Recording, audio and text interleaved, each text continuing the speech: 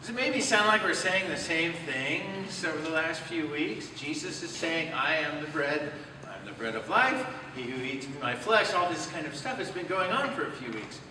Well, if it does feel that way to you, you're in good company. A few years ago, every 3 years, we go through the same lectionary cycle. So 3 years ago, one of my classmates at seminary, we had this Facebook group going. He asked us all us preachers new to this calling, does it feel like we're saying the same thing week after week? What do we say? What can I preach on week 5 into this John 6 chapter? Well, you're not alone. But Jesus is saying this over and over because it's a pretty difficult thing. We're going to get into that today. We're going to look at this metaphor Jesus uses. I am bread, I am wine. Eat me, drink me. So, how does an altogether new concept get communicated? How would someone describe an altogether new concept? Something that's never been described before. We have to use metaphor, we have to use simile. So, I think of Greek mythology here because I'm a fan, but also there are many monsters, right, in Greek mythology that no one's ever seen before. So how does the myth writer communicate to the hearers a monster that no one has ever seen? So specifically, I think of Scylla. Scylla's that monster that supposedly hung on the side of a cliff in a narrow strait, and when sailors would pass too close, she would descend and feed upon them. How would a myth writer describe this? I strained my eyes upwards, and she came. She was gray as the air, as the cliff itself. I had always imagined she would look something like something, a snake or an octopus, a shark. But the truth of her was overwhelming, an immensity that my mind fought to take in. Her necks were longer than ship masts. Her 6 heads gaped, hideously lumpen like melted lava stone. Black tongues licked her sword-length teeth. She crept closer, slipping over the rocks. A reptilian stench struck me, foul as squirming nests underground. Her neck wove a little in the air, and from one of her mouths I saw a gleaming strand of saliva stretch and fall. Her body was not visible. It was hidden back in the mist with her legs, those hideous boneless things that Celine had spoken of so long ago.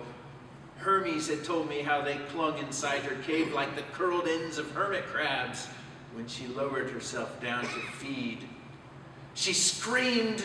The sound was a piercing chaos, like 1,000 dogs howling at once. That description comes from Madeline Miller's new book.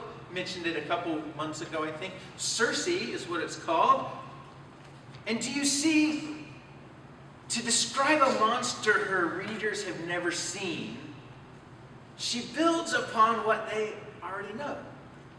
Gray as a cliff.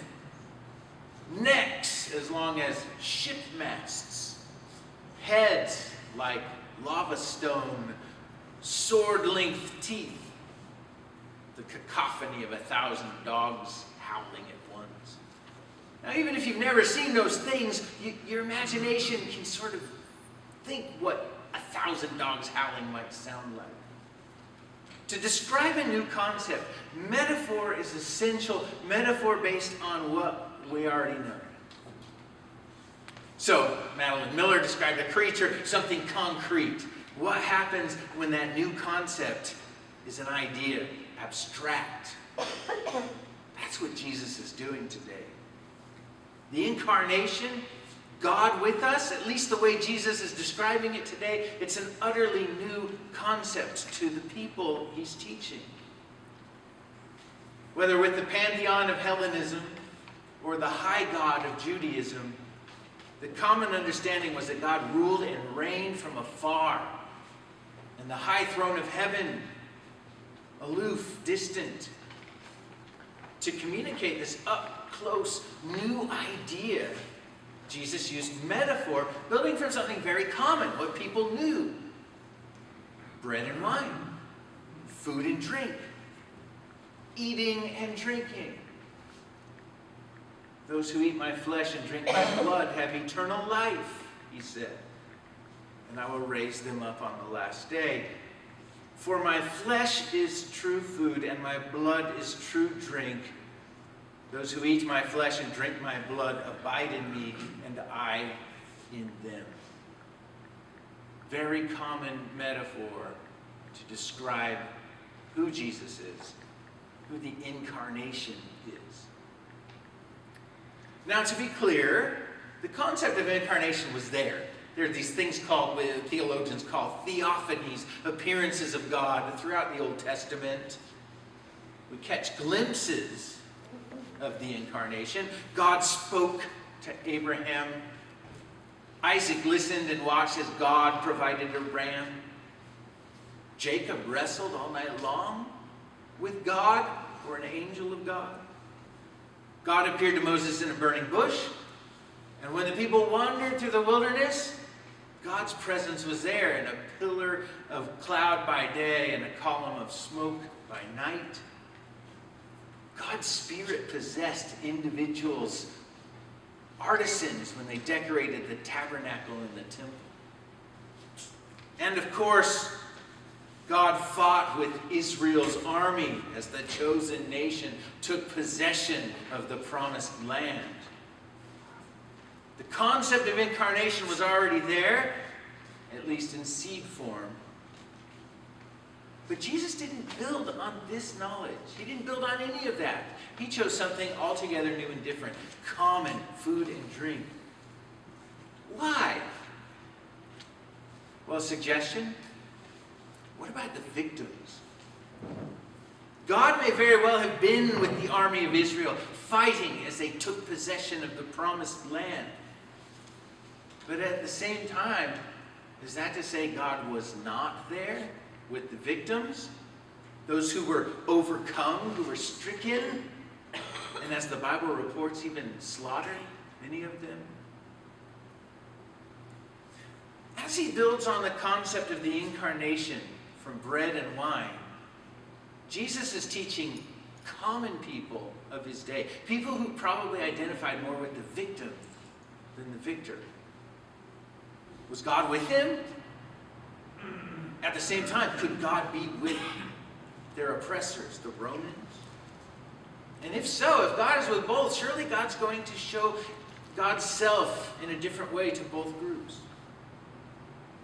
So today, Jesus presents the incarnation, this theology, in an altogether new way. And it's visceral.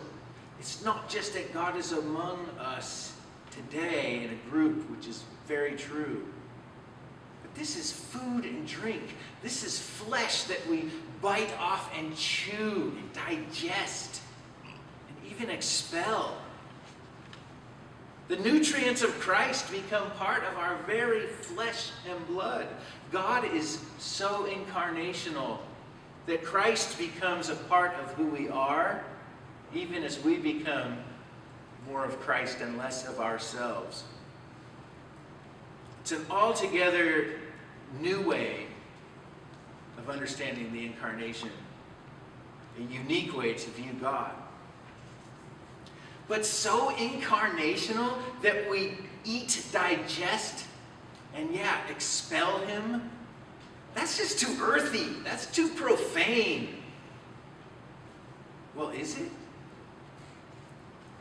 Now, I don't mean to be crass here in any way. I just remember seeing from my high school days, I was in a Bible study, and we were talking about prayer. I attended this Bible study regularly. The topic was prayer, and a girl told the whole group, just admitted that she prayed whenever she used the restroom.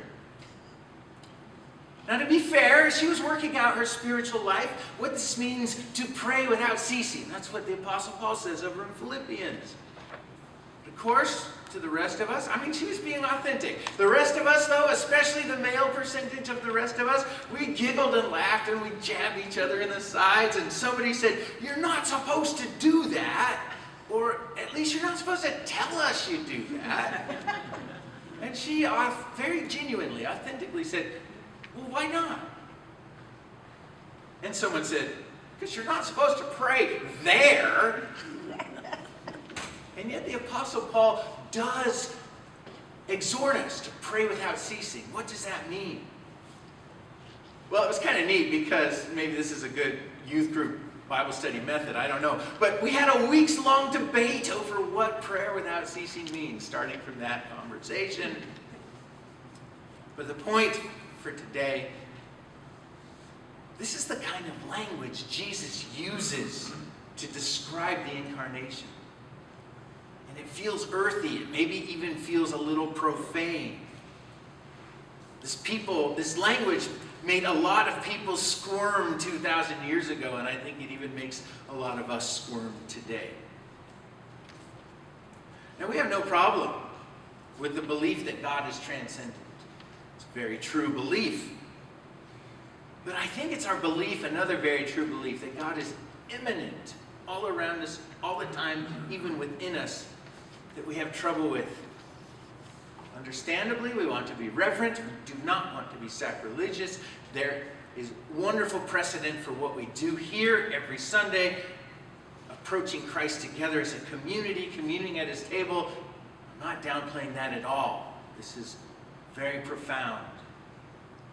But God is also in every moment of each of our individual days and in every molecule of each of our beings. God is here in every moment, molecule of our being inside this church, but God is also outside these walls. In the holy and reverent acts that are taking place in other houses of worship, but also in the homeless hovels down in the river bottom, or in the dregs of Skid Row in Los Angeles, or in rehab centers where people are recovering from addictions, or in hospital ICUs where sanctity of life has to take priority over matters of decency and modesty. God is anywhere else that might feel uncomfortable or even somehow profane to us. It might disrupt our comfort levels. That's God with us. That's the incarnation. And here's where the Gospel of John goes, just kind of a preview ahead. The rest of the Gospel of John, where the incarnation is, there is God's love. I don't think you can have one without the other. The incarnation and love, symbiotic, they exist together.